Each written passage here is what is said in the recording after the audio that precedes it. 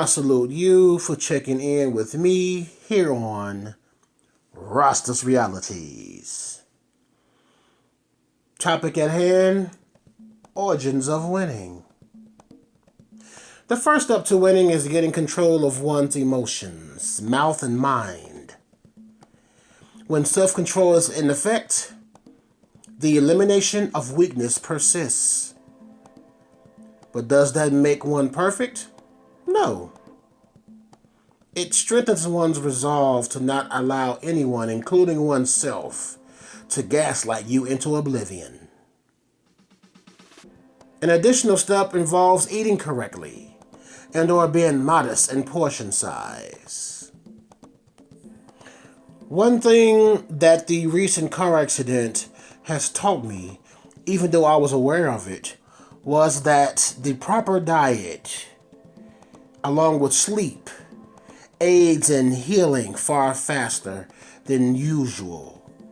As I segue into another past video shown to the right of the screen. In that video, I spoke about healing myself with the kitchen. It is a known fact that items in the kitchen are mixed to create health potions.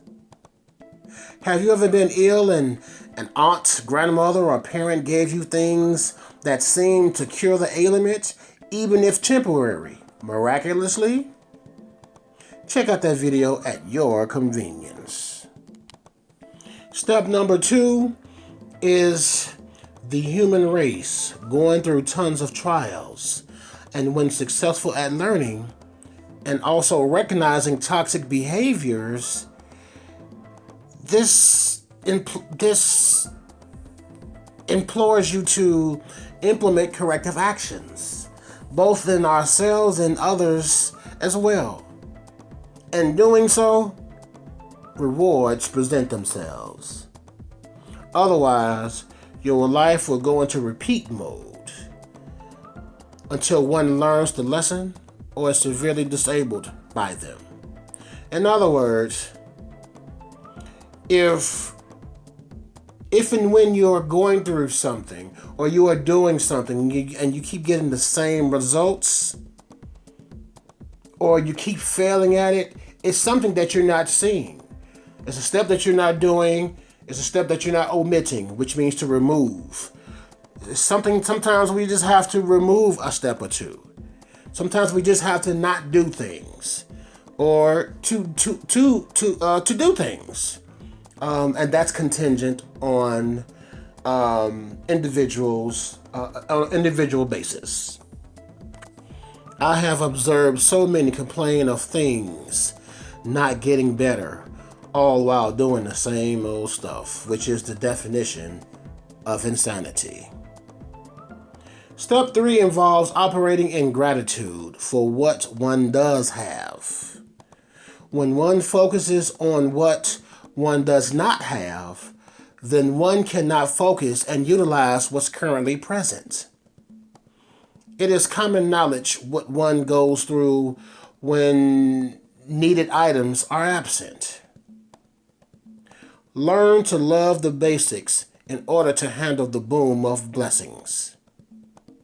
Try affirmations, as they are thoughts into words, and to stray away from becoming a broken record of negativity. Because you see, society has enough negativity to fill infinite football fields. Serenity comes from within, and so shall the rewards. If you have made it this far, would you be so kind to tap on that like and subscribe button? Because we all need somebody. And when we all have the great information, we become better bodies. Gratitude to you. The last step, at least in this video, is patience with yourself, others, and being not afraid of the work.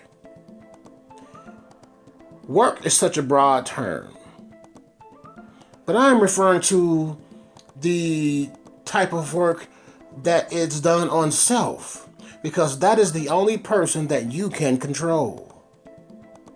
There's nothing more frustrating than for you to put in the work, all for another to get the very thing or position that you trained, aka worked for, just because they are favored in some way or another.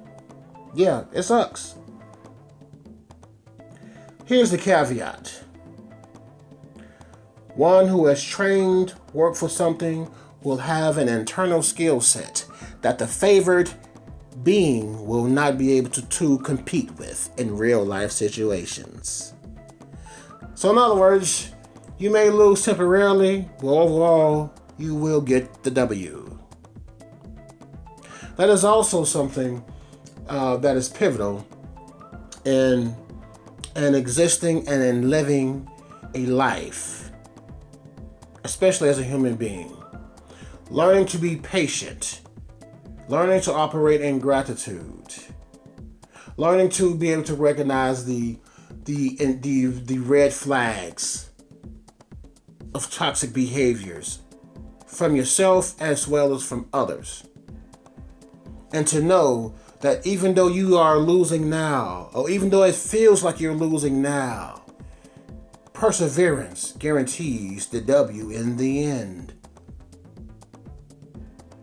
Stand firm, live in your quiet power, and use it correctly.